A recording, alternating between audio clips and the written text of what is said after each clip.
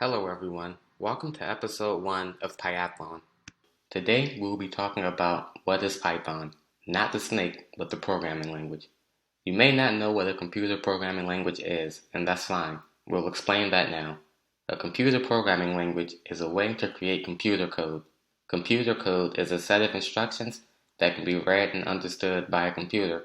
However, the set of instructions required for a computer to do a task are different from the set of instructions needed for a human to do a task.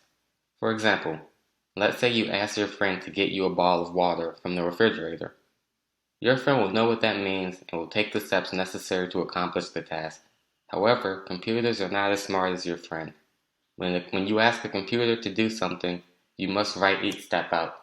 These steps must also be clear and in order.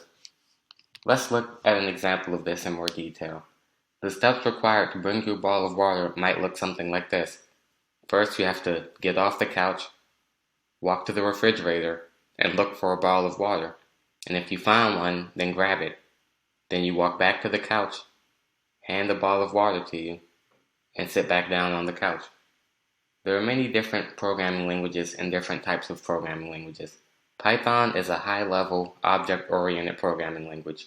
We will now discuss what these terms actually mean. High level means the language is easier for humans to understand. This is different from lower level languages that are harder for humans to understand, such as the C programming language.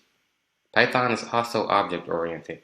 Object-oriented programming can be a bit difficult to wrap your head around, so we will publish a video on this concept later in the Python Basic series.